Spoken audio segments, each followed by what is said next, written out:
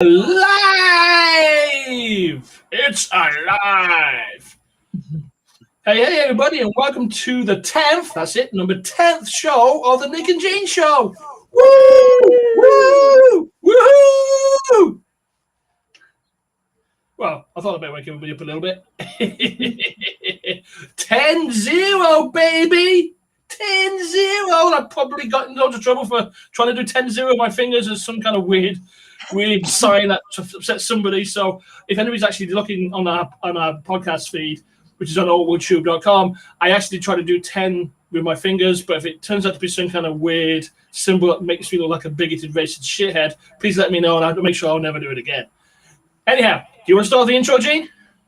Welcome to the Nick and Jane Show, where we talk about everything in the nerdverse. Spoiler warning, in case we happen to spoil anything, you've been warned. So you shouldn't be watching the show if you don't want anything spoiled, because we don't really care if we spoil it for you. So this is on you, not us, on you. Whew! How about that? All that energy's blown all the tea out of me, Gene. Oh no! Yeah, I might be a bit flat for this show. Let's see what happens. By the way, Sarah, I love your little ear things. They're new. I've not seen those before. Thank you. Feeling a little buggy today. For those who are basically watching in stereo where you can't see any picture, Gene is wearing a headband with large, deely-boppy, fluffy things at the end of them. See, this is why you catch us on Twitch and YouTube when we're live streaming, because then you get to see these things. Get to see us in person, and oh my God, we rather see you guys on stereo, so we don't have to see you.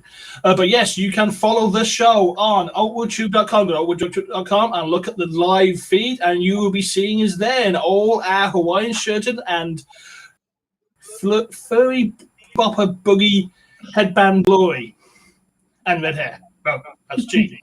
I better go hair left. But anyhow, wow.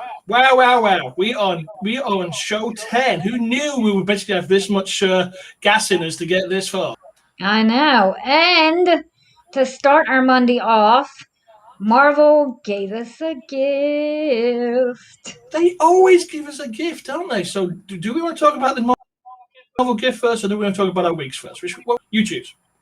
Go ahead. Talk about your week first. We'll keep everybody hanging, right? Yeah.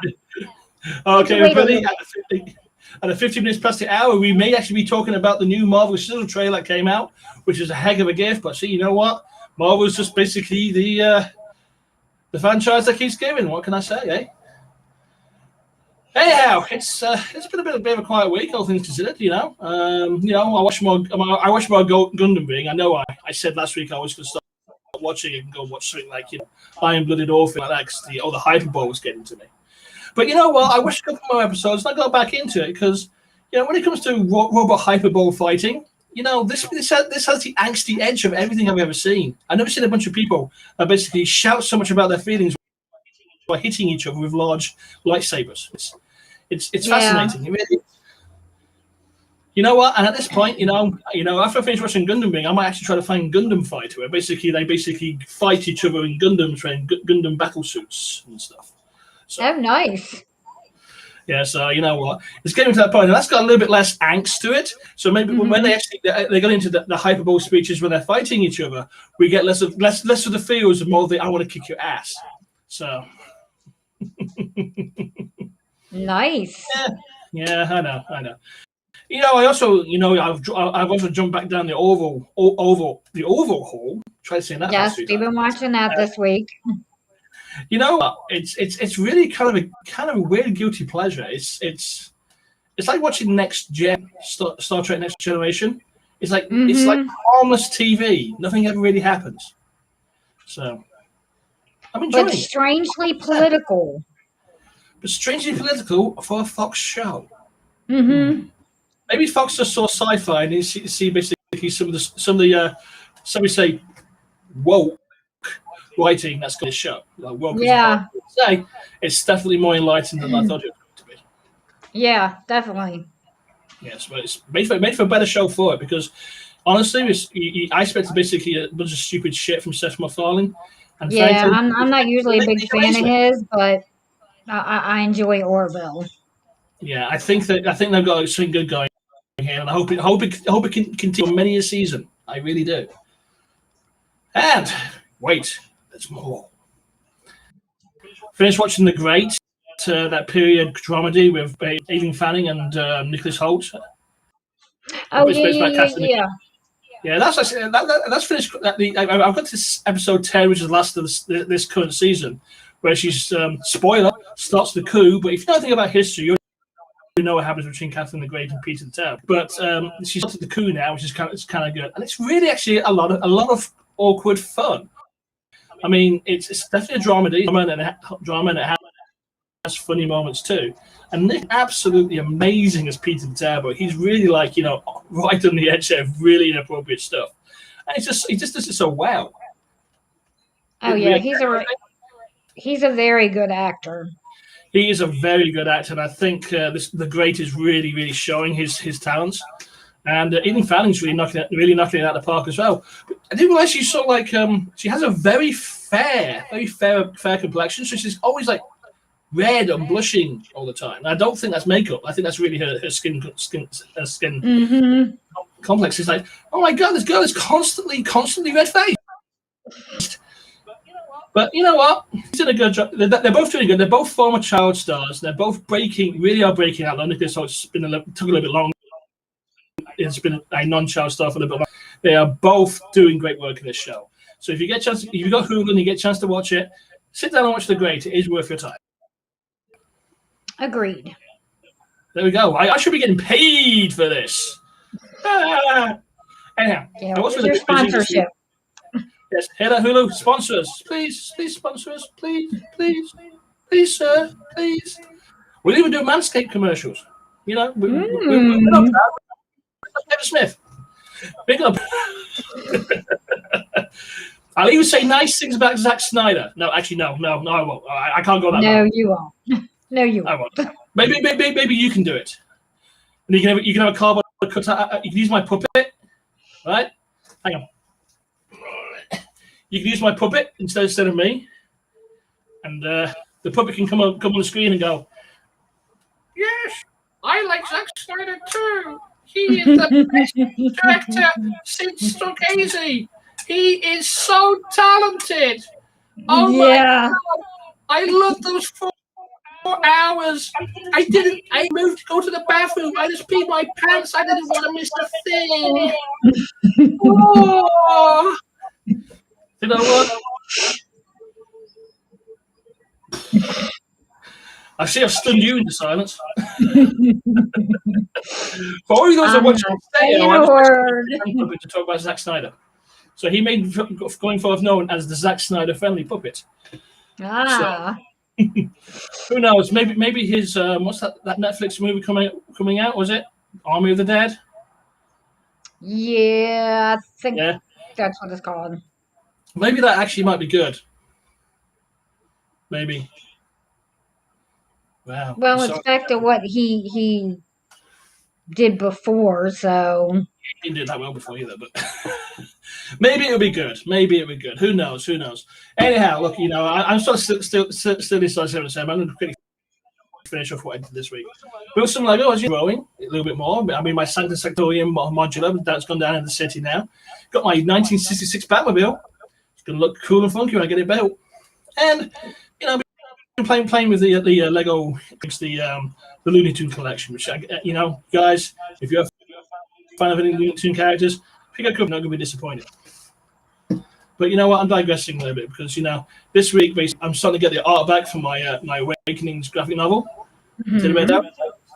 170 pages of basically pure graphic fun action, basically all ages, or as they call it in the business, middle grade, about cuddly toys and a desperate quest to save their child's soul from blood and nightmares. I'm actually getting the artwork back now, so I can start really compressing this book. It's going to be like 170 pages. It's going to be amazing. I can't wait. The artwork looks great. It does, yeah. Veronica Smith, who's the artist of the book, has really knocked it out of the park. And I have to say, this is the biggest thing I've ever done, Always Studios has ever done. This is probably the make or break project for us. So this has got to hit big. Oh, we're going to crash and burn, baby.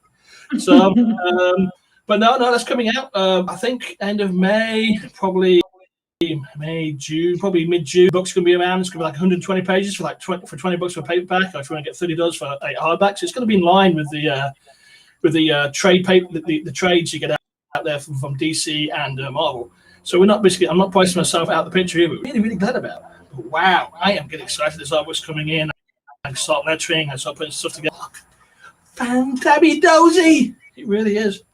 I'm but if you want to excited. know more about Graphic Novel Awakenings, go to my website at theteddyverse.com. That's theteddyverse.com, or just visit Oakwood Studios in the link below. Anyhow, that's me. I've been very excited today. It's the Hawaiian shirt. For you're basically watching in stereo. And if you can hear me over the motorbikes going up the highway near me, that's what I was talking about. So, that was my week. How was yours, Gene? My week was all right. It was okay. Yeah, just a typical week. Didn't do much. How come you didn't do much? Your TikTok's exploding. Oh, well, yeah, I've been playing on TikTok and doing some witchy stuff and stuff. that was pretty much my week. Have you graduated to a broom yet? Or basically you still got to take broom flying classes? Ha, very funny. I mean, I'm just checking. I mean, maybe you Lucifer around or something. I mean, it's just the new age, right? Yeah, we ride around on Somebody's Swiffers wearing now. Swiffers. Yep, we ride around on Swiffers now. It's more biological friendly. Don't you know? Exactly. Anyhow, it's been a week of things, but the problem is when I sit down here every evening before we do the show, and I try to remember all the stuff I did for the week. I usually, like you, I come up with a complete and utter blank. Yeah, maybe I need to start taking notes every day of the week. Like, I did this today, I did this today, I did this today. So the Monday of the next week, I can say, here we go. This is everything I did last week. We do a lot more in a week than we ever really talk about. And you know what? I was sitting here. I agree, we do. I was making my notes going, I've done more than watch Gundam Wing last week. I know I have. I know I watched the Oval. And I remember finishing the Great because G was here. And, and that's basically, I built some Lego, but I've done more than built some Lego. I built a lot of Lego. And basically. And made some Lego videos. I made some Lego videos indeed as well. They'll be coming up shortly. And did some artwork. I did some artwork, so I've actually done more stuff than I actually wrote down stuff. Yeah, the artwork you'll be seeing. So if you actually follow our Twitter feed or our Facebook tomorrow, you will see our special Star Wars Day. May the Force be with you. May the Fourth be with you. Star Wars will be coming out roughly around 10:30 in the morning. So be sure and be square to watch that one there. I said be sure and be square. The Bad Batch premieres tomorrow, correct? The Bad Batch, yes, we're also watching that. I'm really hoping, and I'm not trying to be a downer on this. Dave Filoni is amazing. I'm glad he's basically pushing the Star Wars directions. It was dying a death and leave George Lucas because he really was a great technical director, but storytelling wasn't so hot. I'm gonna get shut down by saying that, but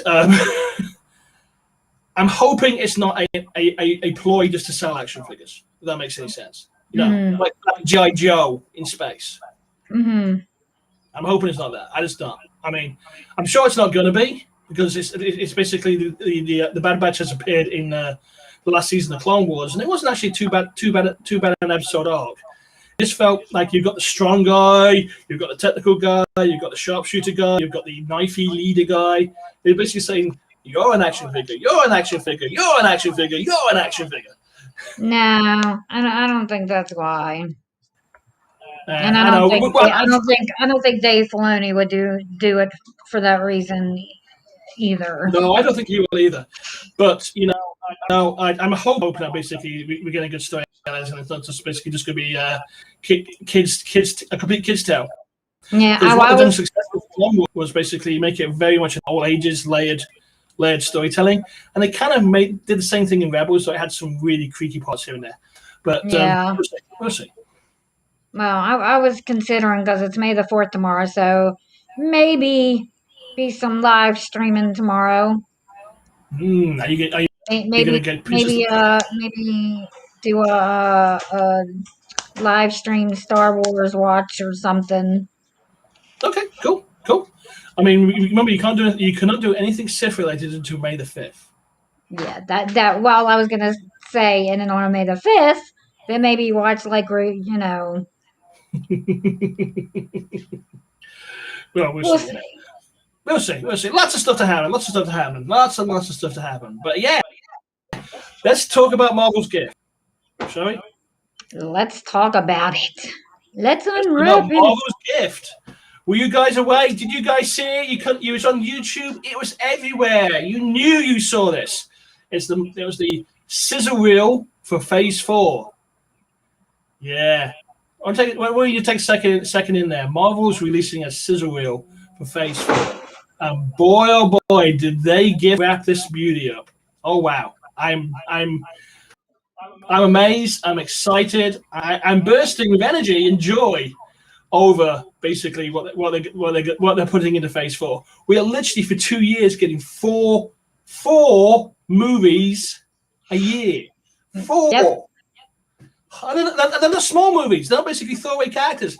These are all characters that are basically going to be building what Phase 4 is going to be. We're not talking about basically, like Thor Dark World.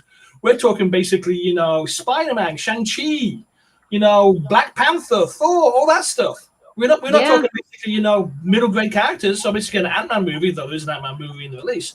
We're talking some really serious heavy hitters here. It's like we're getting 4 of these a fucking year for 2 years straight. Wow. Yep.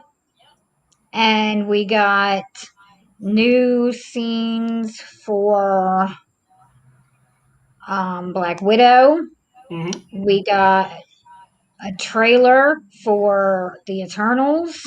Well, kind of a trailer. About 15 seconds of footage about that. So. Yeah. And boy, man, at the end, they were just like dumping like one movie after the other. Oh, God, yes. Like you're getting this, and wait, there's more, and wait, there's more, and wait, there's more, and wait, there's more. I don't even know how to basically explain how much I was popping when they're showing the titles and stuff. Because obviously we knew some stuff was going to change because of the death of, oh my God, my brain is terrible today. Tony. The death of Tony, yeah. And we knew all stuff was going to change because we lost Tony. Lost a guy. And like, yes.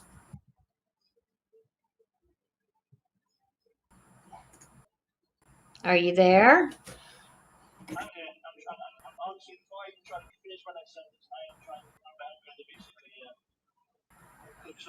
Yeah, I'm honestly looks so good. So there's going to be changes because we lost Chadwick Boseman. Okay. Oh, you're talking about Chadwick. I'm talking about Chadwick, and I had to look it up and say his name, not because I didn't know who he was, but because I'm nearly 50 now, and basically just like you, just like everybody else, including G, we actually forget things we're about to say, and we go into mode. But we know we lost Chadwick Boseman, so basically the Black Panther 2 movie is going to get a little bit more problematic, especially after Kevin Feige said, "Hey, we're not going to recast Black Panther," which I thought was both a respectful thing and a good thing to say, but also a very bad thing to say. Because to be fair, movie audiences are used to having characters recast. We have a new 007 every 10 to 12 years, right? Nobody ever goes, "Oh, well, that's not the 007." So we could literally do the same thing. I mean, Christ, they did the same thing with Don Cheadle and whatchamacallit, right? Rhodey changed between Iron Man 1 and Iron Man 2. For the better, I think. But they can do this thing, they can do this thing. Even if they move the Black Panther mantle away from basically Chadwick Boseman, basically as the Killmonger, say, onto basically the Killmonger character that Michael B. Jordan played. They could have basically moved the character onto different people, and people would have accepted that and been totally fine, right? I would have been fine with that. But I like the remark of respect and what they've done here. So basically, we're doing this. We're not getting a Black Panther 2 movie per se, but we're getting a movie that says Wakanda forever. So I'm intrigued with what that could mean. Do you have any thoughts? I liked the Stan Lee voiceover, and I liked when he said, "That's your brother," and they showed the scene from Black Panther, and then "That's your sister," and then they showed the scene from Guardians of the Galaxy with Nebula and her sister, and it definitely the first half of it gets you right in the feels. Yeah, that was a very, it was very poignant speech, and sometimes we forget, Stan, the man, Lee, has had some really good things to say. Some really humanitarian type speeches. Yes, he was. If you ever read any of Stan's soapboxes back in the 70s and the 80s, you'll totally actually understand, his voice and what he was saying. And it was actually amazing. It was amazing to hear. And it was like, it was so chilling. It was like, it opened up and I'm going, is that Stan Lee? Have they got recording Stan Lee talking here? And they're flipping those scenes around and showing us things to be in correspondence to his speech. And it was like, wow, this is really well done. Well done, Marvel again. Yeah, here's my money. Just keep taking it. He really made the world a better place. Yes, he did. This world would be a totally different place if he had not existed. So, congratulations. Thank you, Stan. Thank you, Jack. Thank you, Steve. Thank you, guys.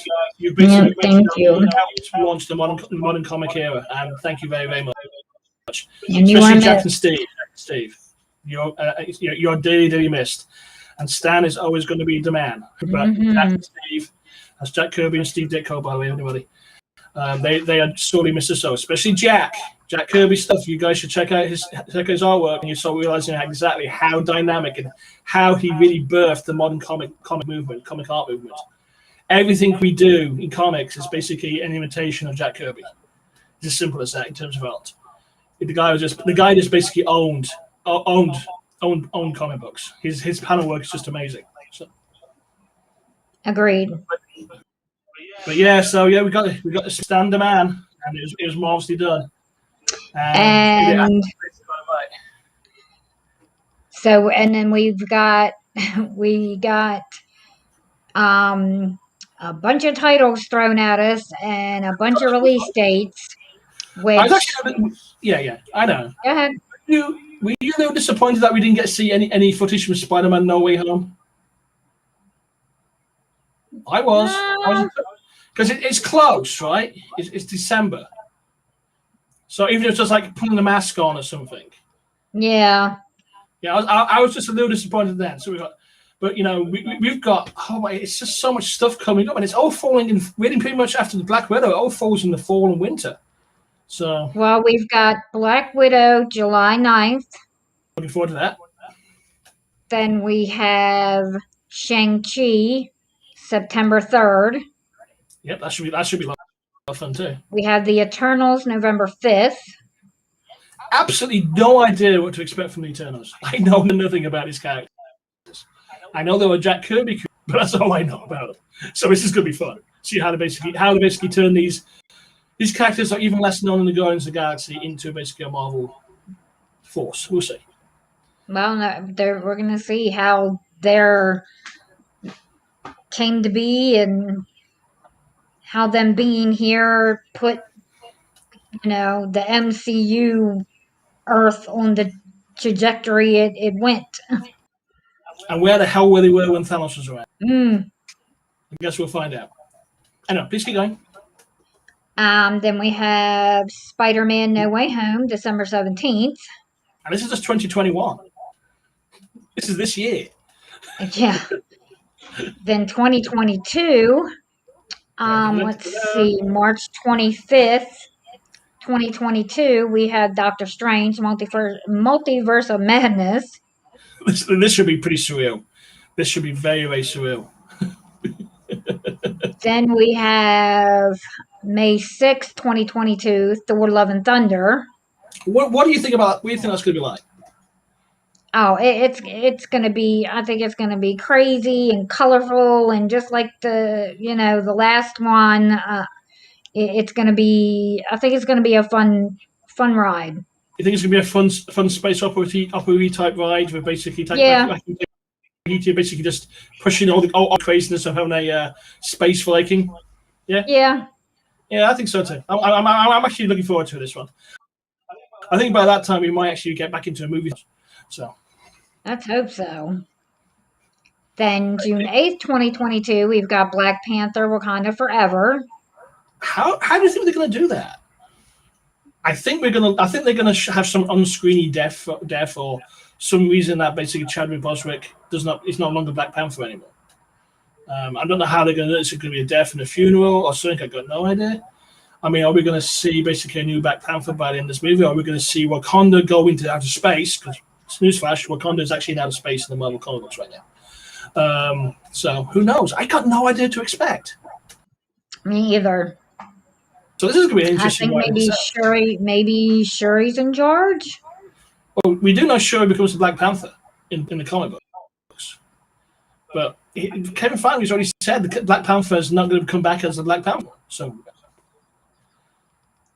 that's pretty much closed down a whole road of possibilities for storytelling.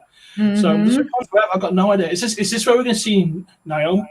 Naomi at the Rise of Atlantis and Naomi? It could be. Could be like a fight between Atlantis and Wakanda because they've had some serious beef before. So, yeah.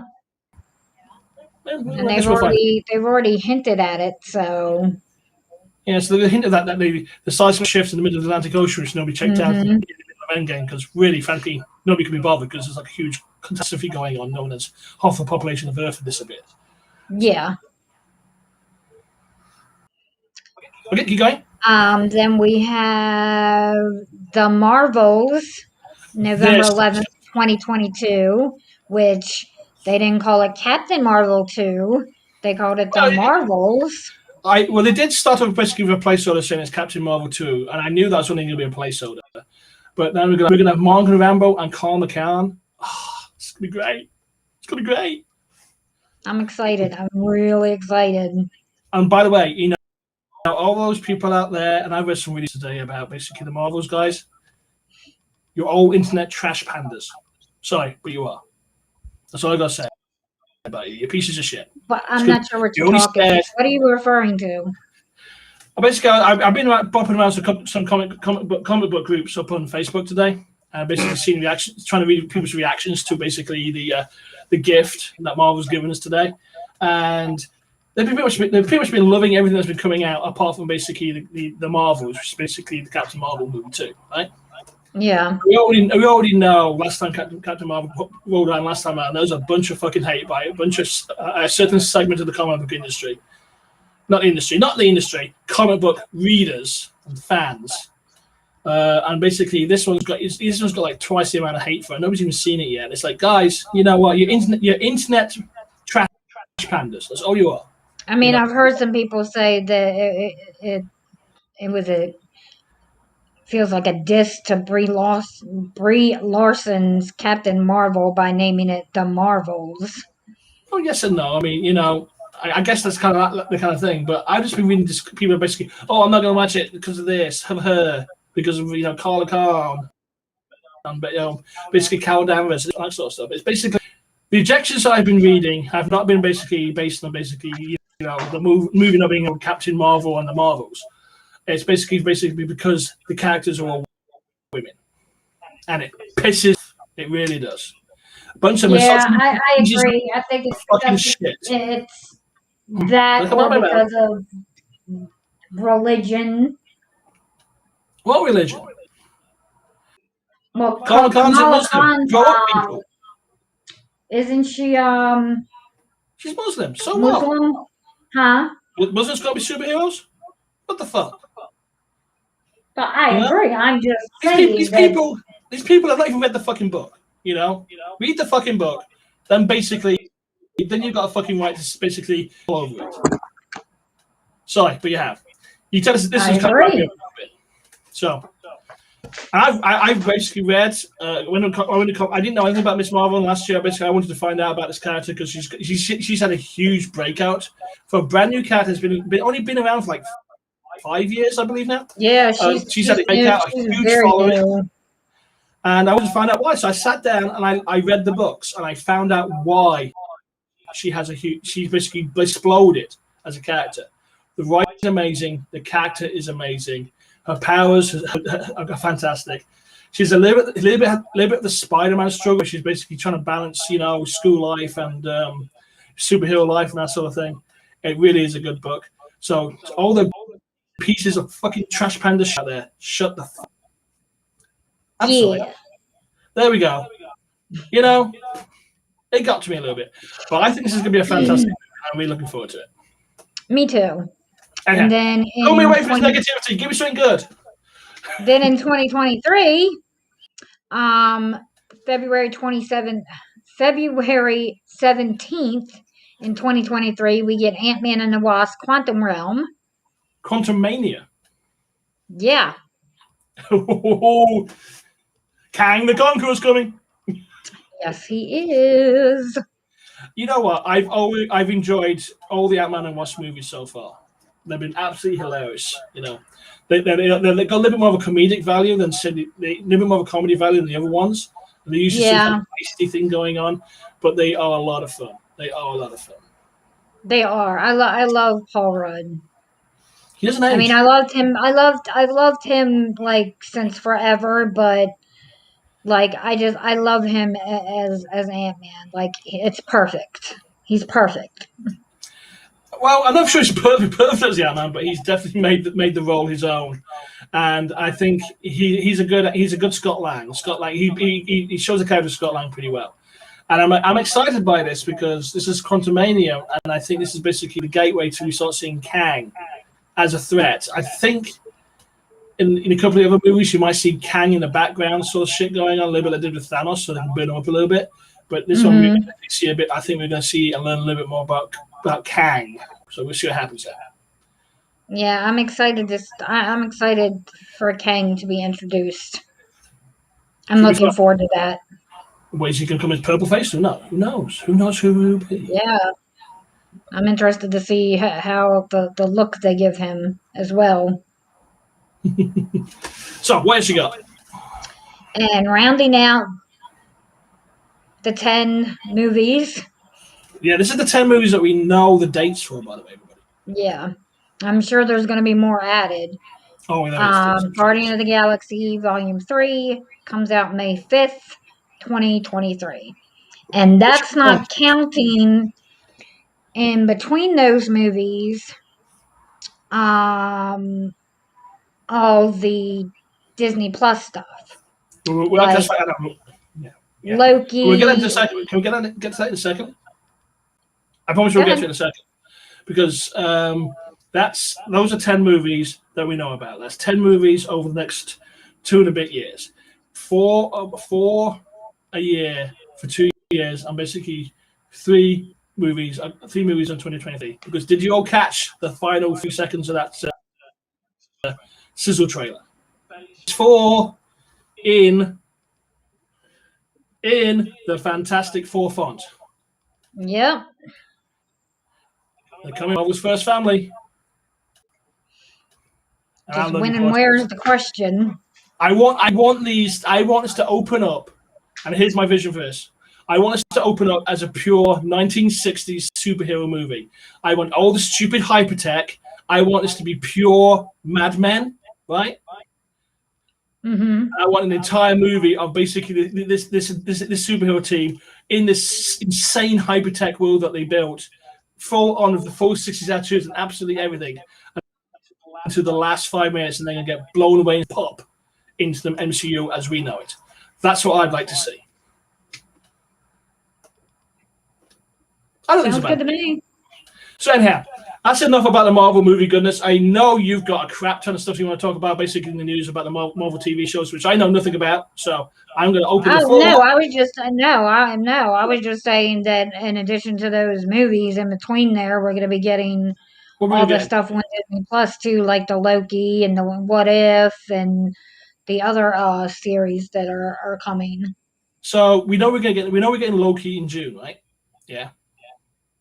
Mm-hmm. I think it's June 9th, maybe. I think. Yeah, and I know. I know we got a Hawkeye series coming, and it's Karma Khan. She's getting a TV series as well before it gets to the movie. You think? I seem to remember seeing that. Am I wrong? I think she has her own movie. Her own movie, own series. Okay, that'd be cool. And I know we're getting She-Hulk. Mm-hmm. So these are three that I know.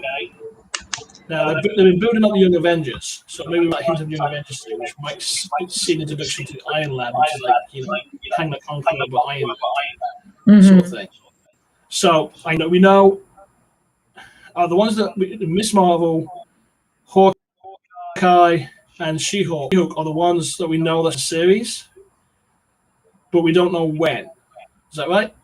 Because I know they're filming Hawkeye at the moment. I don't think they've given a date for those yet. I could be wrong. Well, I was kind of curious because basically, we know there's going to be 3 coming out. I've not heard any plans for any other TV series after those myself, but that doesn't mean anything because Marvel basically likes dropping these huge gifts on us. So I mean, I know next week, villain is Titania for She-Hulk, and that Charlie Cox is rumored maybe or supposed to have a confirmed cameo in She-Hulk. Okay, that's cool because I have heard some of the Netflix Marvel shows. They're bringing some of the actors back from those shows into the Marvel's MCU itself. I know Cox is one of them. I think the guy who played Punisher, whose name's completely escaped me right now, is also another one as well. We know the Kingpin actor is, which is going to be fantastic. And Julianne Rolls, apparently she's going to be coming over too. So okay. I do know that they're putting, and I know Daredevil was supposed to appear also in Spider-Man No Way Home, I believe. I think, but either that it's the Doctor Strange movie, one of the two. I can't remember which one. Mm-hmm. So we know these TV series are coming, which is going to be great. But we've got a lot of stuff coming, and I'm pretty certain Vader is going to drop on us basically the next set of TV shows that we got coming out next year, sort of stuff. And it's a great time to basically be alive for all this kind of stuff. It really is. It's a good time to be a nerd. Good time to be a nerd. All those times I grew up watching basically hang gliding Captain America, or the Captain America with the rubber ear mask. This is a great time, trust me. It really is. You kids don't know how good you got it. Seriously, you do not know how good you are. So you found something just now about Spider-Man No Way Home. Something happened on Amazon. What was that all about? Oh, I just seen on another show they mentioned that Spider-Man on Amazon, there's Spider-Man No Way Home book, and the synopsis, the subtitle is What a Strange Day, and part of the synopsis is Spider-Man and friends go to a new location packed full of mystery and magic. So it's a children's book about the Spider-Man No Way Home movie. So it gives us a little bit of a, hint. Do we think, and here's my thought, do we think this is basically, they're using the No Way Home logo on the book, but it's a story that's part of No Way Home, but not connected directly to No Way Home? I think it's just a reflection of the movie in just a storybook form for kids. Because the rumor is we get to see Doctor Strange in No Way Home, correct? Yep, and that's magic and mystery. So yeah, we're gonna get Doctor Strange in No Way Home. That should be fun. Yeah, that should be a lot of fun. That's okay. That's cool actually. But yeah, if it's a movie based on the book, then the movie ain't that far away in terms of time. If you think about it, anyway, we're going to see a lot more spoilers coming out. No doubt we'll start seeing some Lego sets about this too. Like Legos, they got the Shang-Chi Lego sets. So no doubt we'll see some Lego sets that might spoil it a bit further and basically learn about the villains and that type of thing. No, yeah, we'll have to keep our eye out for those. Toys tell stories, folks. Toys tell stories. Yes, they do. So I'm looking down a list of stuff here. And I'm looking at the time, so we should probably talk about. Huh? I mean, what we got quickly going, we got basically the Green Lantern HBO Max series that's going to have Guy Gardner, who's actually one of my favorite DC characters. Everybody, by the way, we got that coming out. He's going to be played by Finn Wittrock. Who? Where have I seen him before? He was on. He was on American Horror Story. Okay, anywhere else or just that? No, he's been in other stuff, but that's the first thing that comes to my head. Okay. What else we got? We got basically. You said there's a deleted storyline from DC Sweet Tooth Netflix series. Not even released yet. We're getting news about deleted storylines. Oh no, that two separate things. Oh, would you like to separate them for me so I understand? Yeah, but we got a Spellman, the writer for Falcon and Winter Soldier, confirmed that there was a deleted storyline, and he wants to do a book series. Okay. That explains some of the awkward shoehorn. Told to stop saying it was the deleted storyline was about a virus or related to a pandemic. So, take of that what you will. I don't know what to take about it. We definitely felt in the last episode of the Falcon and Winter Soldier there was like some real strangely shoehorned sections in there. I felt they were definitely reshoots. So probably we know it definitely was a different storyline for the series. So, but hey, maybe the Marvel going, you know what? We'll keep it in our back pocket. And maybe it'll come back around again as another story somewhere. So yeah, and then we got a trailer for DC's Sweet Tooth that's coming to Netflix in June, and that looks actually really cute. I think. Do you know anything about it? From the trailer, it looks like some kind of virus happens and mutates the population into part animal, and I think this child, Sweet Tooth, has some kind of something to do with it or some kind of destiny or something, but it just looks really cute. Okay. That's really interesting. Is it a DC book or is it basically like a Dark Horse book? I think it is. I think it is it's DC. I'm pretty sure it's can't talk today. I'm pretty sure it's a comic. So I know it's a comic book, but I'm trying to think, and I'm pretty certain it was released to one of their imprints. But I can't remember which one it is that DC released. Not a DC branded title; it's an imprint title. Yeah. And speaking of also another DC, Lucifer season 5 part 2 is going to be dropping on Netflix. We got a little trailer for that. So, is Lucifer or is it Lucifer something else? Lucifer. It looks like Lucifer might be heading to take over for God.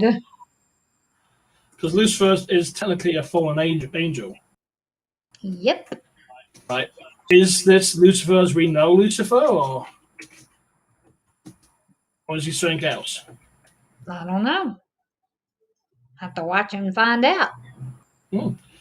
Yeah, and Sweet Tooth was printed by Vertigo, by the way. So it's just one of DC's imprints. So it's Vertigo.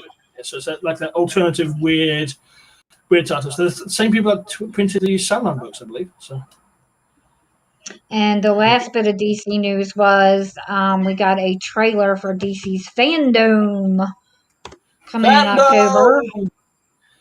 I want to be excited. Why am I not feeling excited? Because their movies always disappoint you. They make me cry, don't they? They make me cry. You see a grown man cry when you watch the DC live action movies, except for Aquaman and Wonder Woman. But yeah, I don't know. I honestly, God, I want to be excited. She's disappointed me so many times now. I can't be, and I'm also fed up of Batman all the time movies. I am. Really am. Please be good. Please be good. You just hope and pray. I hope and pray. I really do. I really do. DC's got so many fantastic characters, so many wonderful stories, and they're just getting completely beat up by Marvel. There's no reason why they should be level pegging with Marvel in terms of cinematic releases. No, because like their CW shows are amazing, and like they're doing it the way they should be doing it with the movies, and they're doing well, and they have DC has stuff like goofy heroes, the Guardians of the Galaxy. They have the Legends of Tomorrow, and and the Legends of Tomorrow on CW is very popular, and I love that show. I just love that show. It's funny, it's quirky, it's get you in the heartstrings. It's everything all rolled up. I love it. I love the characters. I love the storylines. I love that show. Cool. Well, let's hope for good stuff, right? Even if it's just basically a stated release of some of that animated stuff. Because one thing DC has basically kicked ass on has been the animated stuff. So, their animated stuff is amazing. It's absolutely amazing. I'd even settle for another Aquaman movie being Aquaman all the time again. I would. Yeah. Really. I'm just so. I just want it to be good. What's wrong with that? Well, here's something that'll make you happy. A last little bit of Disney news. Okay. We got a trailer for a Disney Pixar animation called Luca that's coming in June. Do we know what Luca's about? Yeah, it looks like they're mermaids or a type of mermen, and they come up out of the water and then they turn human, and they explore having this human life. It looks real. But the characters are like young children, but it looks really cute. Okay, I think it's about embracing yourself and taking chances, and and even though it's scary, you have to try. It kind of sends out that kind of message, but it looks really cute. Because Pixar like putting on life lessons in their movies, so it'll be interesting to see what this one's going to be all about. Okay, cool. Sounds like fun. I'll have to check the trailer out, so I'll have a bit more understanding what's going on there. Okay, I think you start us into our last thing of the night. Invincible got renewed for a season 2 and 3. I know. Who saw that coming? Me. Invincible. Yes, we'll probably talk about Invincible now, right? You guys are waiting for it. Episode 8 of the Invincible season. I think it was only 6 episodes, right? I swear it was 8, but okay. Because we got 3 to begin with, and it lasted 1 week longer than basically Falcon and Winter Soldier, so I think it was 8. Anyhow, maybe it was details aside, this is one of the beauties about Invincible is I know nothing about it, you know nothing about it, so we go into each episode pretty much cold, basically building up the tension that's between Omni-Man and him now going rogue and basically everybody knowing about it. Holy crap!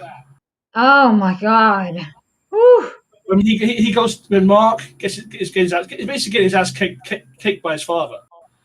Because his father's trying to convince him basically human life is totally, utterly worthless, specks in time for him. And he's trying to convince his kid to basically join him by beating the shit out of his kid, which is probably the worst way you can ever convince anybody to ever join your course. And he says people, we see viscerally the collateral damage or what happens when a superhero who has a power level of, one for a better word, Superman, in a city. It was horrifying to watch. Oh yeah, they showed like you see the damage up close of what happens when superheroes fight in a populated area. Not necessarily fighting a populated, but when the superheroes is basically as strong as Nolan, who's basically the universe's equivalent, their universe's equivalent to Superman, and he has gone completely rogue and doesn't give a shit about what he does, and he's using this as an object to convince Mark to join his cause. Oh my god, there's two things I want to talk about. Basically, they end up basically fighting in Chicago, or basically Nolan pretty much throws Mark into Chicago. For a better word. And the first thing Mark tries to do is hold up that building to save those people. Oh my god, that was heartbreaking. And he's looking inside the window and he sees the mother and that little child saying they're going to be okay, they're going to be okay, they're going to be okay. He says he's trying to convince them they're going to be okay, almost like trying to convince himself. But what we see is basically this really damaged building collapse underneath its own weight. It's not like Superman type stuff where they basically push the building back up onto the foundation, everything's fine. But what would realistically happen if the building's that's compromised? Yeah. And it can't hold itself together. Yeah. And it's like the mother falls out and he grabs her and he sees the young child and he's about to do something to save her and the entire building collapses on top of him. Mm-hmm. And he's like, oh no, maybe he's managed to shield the mother and baby of his body. Yeah, right? no. And he pushes the rubble off. He's still holding the mother's hand, but her entire arm has been basically sheared off her body. Oh my god, that was like it was very visceral and graphic and. Whew. And when Nolan, they basically get knocked down at the subway station. Oh and my Nolan god. goes to Mark and goes, I'm going to show you how worthless their lives are. And he basically holds Nolan up in front of that train. And literally they go through the entire body of the train. And all those people are just basically impacting off Mark. And just turning into pieces of like blood on him. Yeah. And just body parts, brain parts, and innards coming, just blood, guts, just, oh. It was, oh my god, this is just it's just a horrifying fight. Horrifying one-sided fight. Mark is trying his best to basically save people, but failing. Trying to stop his father, but he's just not strong enough to stop his father. Well, his father's trying to convince him to basically, you come and join me, Mark, and everything will be okay. I'll stop pounding this into the dirt. And he does, and he pounds him into that mountain. He pounds him out, and he's really narcissistic about this kind of stuff. And he gets him half convinced, at the start of the fight, and then he goes, well, your mother was more like a pet to me. Oh, I know. I felt that. Oh, man. When they flipped back to the mom, oh, I felt her pet. Oh, I felt it. I was like, oh, girl, I feel you. So we literally see this really one-sided superhero fight. Basically, it's 45 minutes of Invincible getting his ass kicked by Omni-Man. It's as simple as that. He cannot fight back effectively against Omni-Man because A, it's his father, and he's his father. He doesn't want to hurt him, no matter how bad things are. It's his father. Yeah. And B, he's just not strong enough. He's only been a superhero for like 6 months or so at this point, right? Yeah. So he doesn't have. His dad is like thousands and thousands and thousands of years old. Been doing this stuff for thousands of years, so he's at the height of his powers, height of his skills, knows how to use. Highly trained. And trained too. Well, Mark's only been shown how to fly, basically. So it was, oh my God, it was just horrible. It really actually was horrible to watch because basically, we wanted Invincible to basically do something meaningful, to basically, maybe punch his father and knock him into the sky, or do something that kind of stops Omni-Man in his, really like in a physical sense, right? We're talking for that one like real superhero moment where he basically loses it and basically hits him, but not one time did Mark manage to effectively do anything against his father to stop him. He was just literally being thrown around, trying to save people, getting the crap beat out of him. Oh, and he didn't stop. He didn't stop trying to save people, which was like, that's a sign of a real of a superhero. Oh my God! Took a fucking, because my friend took a pounding, especially the bit at the end of the mountain where he's pounding his son's face into the mountainside, and he's starting to flash back to all those times. Oh, I know. I was like, I was just like, please stop, enough, please stop. And it's an animation, and I was just like, oh, enough. I think it was enough, right? But basically, the plans of the Vulturites, they take over worlds, and this is how they do it. They're basically going kill everybody that can take them on, and basically enslave the populace, that type of thing. So basically, we already knew this is supremacists. Yay! Supremacists, superpowered supremacists. Oh dear, that's a bit bad. But so we find out basically Nolan explains by beating the crap out of his son why he's there, as if we hadn't by this point already guessed. So yeah. I thought what was interesting was we got some emotional beats at the end where he's pounding on his son in the mountainside, saying, "No, it's going to stop me." And then basically he starts seeing his son just say, "Dad," and he starts flashing back to all those times he spent with his son. That have basically been, let's face it, good times, right? Like baseball. Time is basically his son's powers awakening. All those things, all those moments that he says he didn't care about, but actually does care about. And then it somehow staggers him to stop him from basically killing his son. Yeah? And then he just flies off. We don't know where he's went. We don't know where he's went. We don't actually, we think he basically, his emotions overwhelmed him. And maybe this is a Vulturite weakness. They're basically prone to emotional extremes. But we do know that when Viltrum has its sights set on a planet, that they don't give up. So we know they're coming. We know they're coming because we get the postscript stuff. Basically, Nolan's gone and rebuilding's happening, and Mark heals and that type of thing. It takes about 2 weeks to heal. And the Guardians, they go help all the people that are in the wreckage from their fight. They kind of come together as a team. Like that was actually pretty telling as well. So we see the superheroes form up, and basically we learn a bit more about the superhero agency that Cecil runs, and we know he's piecing back together Immortal Man. And we know he's got D.A. Sinclair, who is, by the way, voiced by Ezra Miller. We've got him building his little army of dead men. Yeah, I think they're called Reanimens. Yeah, his Reanimens. Yeah, because Robert Kirkman was on the Kevin Smith's podcast a few days ago, and he was talking about this bit. So they're building more Reanimens. It looks like his sister was trying to basically find more weapons and more ways that he can use to basically, because he knows even Nolan or the Vulturites are coming back. And he also knows that Mark is probably not capable of stopping him. So he's trying to build these armies, this stuff that he knows. And he's not sure if Mark will help or could turn on them.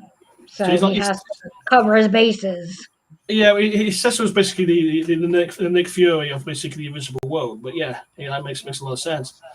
And then Mark flies off. Basically, they get a blip coming in from space, and Cecil asks Mark to go up there to see who it is, and we find out it's Alan the alien. Yep. My guy. And that's where we get a little bit more of an explanation what's going on. But basically, we learn that basically Viltrumites don't let go of a thing once they've set sight on it. There's an alien coalition of planets getting together to take on the Viltrumite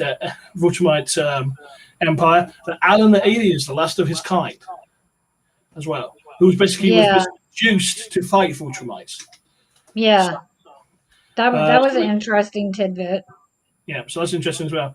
And I think I know I didn't imagine this bit, but it's hard to tell because you gave me some of your happy juice. There was basically we saw the you asked for it. I just gave you what you asked for. Okay, but so we saw those pink starfish as well. And that they're overwhelming some alien civilization. Oh yeah. And then we see basically like I run through of all the Earth-based threats that are coming, like those mole men, some more like hive aliens, the Mauler twins, and all that kind of stuff. So we got a lot of Earth-based stuff to work through the next season, I'm guessing. But yeah, this has been a, what a better word, kick-ass show. Yeah, it's been really good. And I found Mark Hamill, he voices Art, the tailor. Oh, okay. And the Guardians of the Globe in the beginning of the season, they're all voiced by people from the Walking Dead series. And Steven Yeun, actually, he voices Mark. Okay. And Justin Roiland, who he's also a voice on there, and he originally voices Rick on Rick and Morty. Cool. I gotta say, it's been a bloody good show. I mean, it's not really dropped a beat. There's been a level of like tension in the air that's basically paid off. The payoff's been in this episode. We wasn't sure. Oh yeah,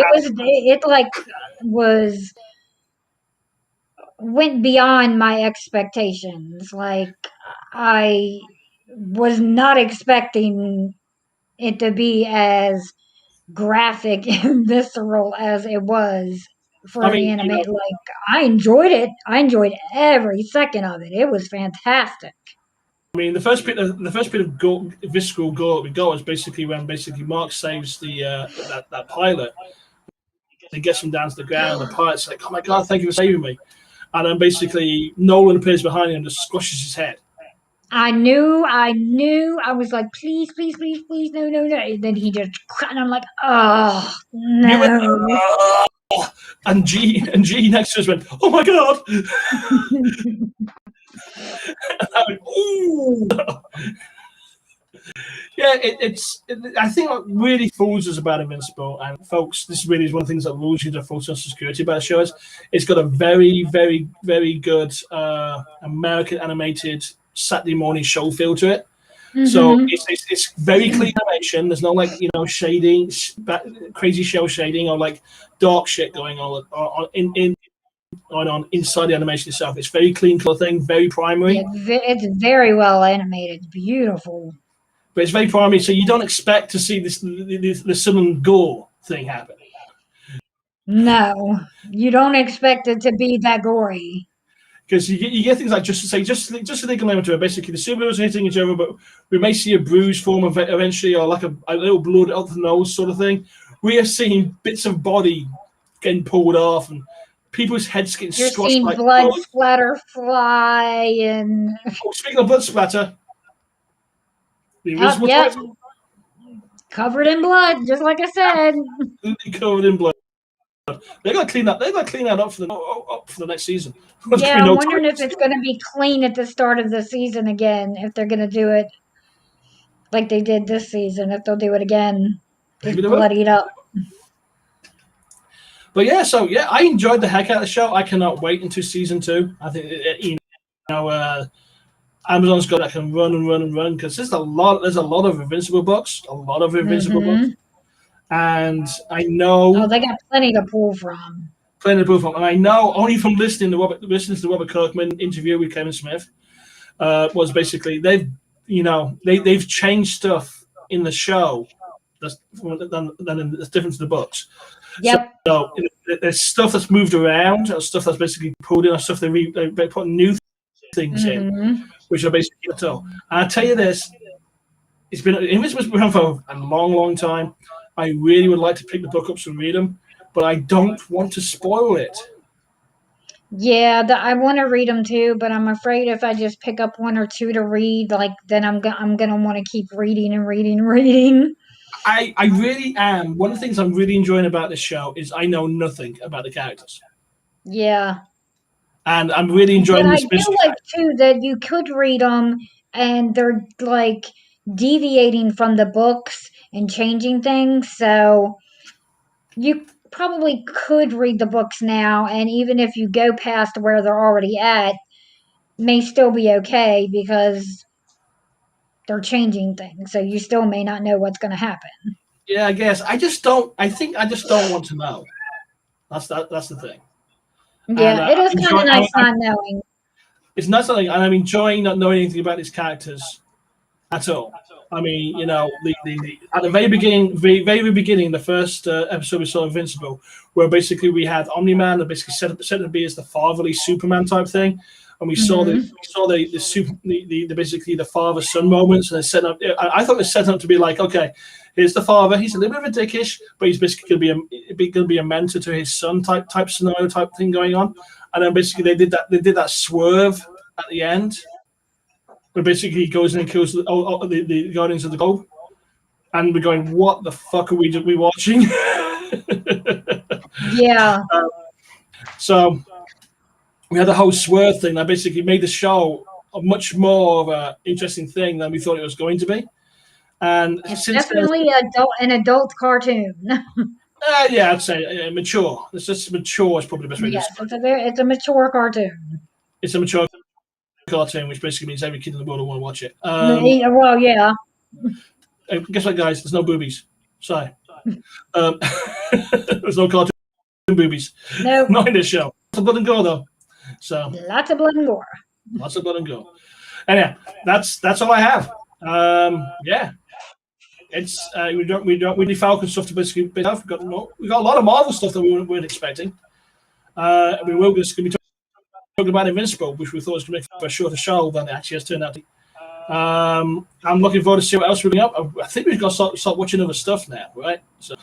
Yeah, there's some shows we've got to catch up on to talk, so we can talk about on the next podcast. Yeah, so but we're going to like the Nevers, Shadow and Bone. You said, right? So. Yeah, and of course, because it's May, it's going to be Star Wars stuff. So I'm sure Disney's going to give us more Star Wars things for us to talk about. So at the very least, I can come in every week and say, "Hey, I watched Bad Batch." And my birthday's this month, so we'll have that. It's the birthday. Yeah. I'm not. You're not going to. I said May 18th, right? Really? 19th. 16 years together, really? 16th. 14th. We'll talk about this later. All right, guys. If you don't hear from me next week, you know what's just happened. Oh, we got a message.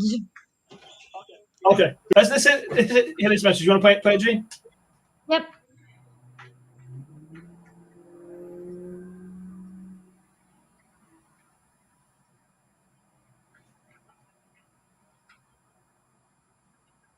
Oh, okay. This is from Mr. R. Mr. R, okay. Sorry for showing up late on this. I heard the Nevers, and I've been watching the Nevers, and I love that show. So I think that'd be a great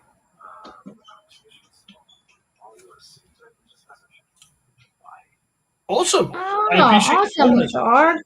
And we are basically going to be picking up at the Nevers now. So we'll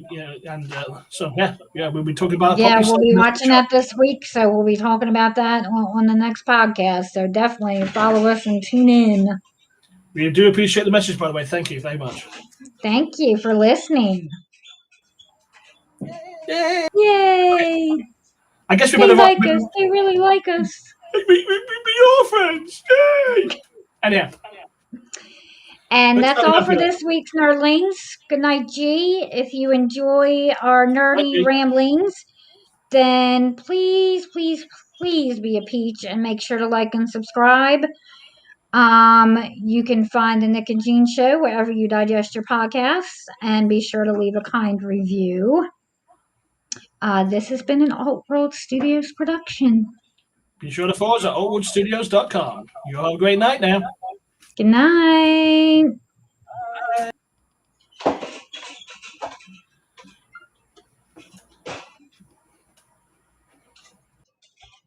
Right.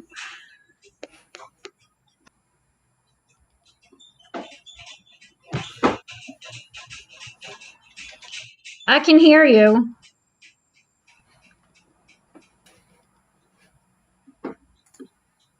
You're frozen.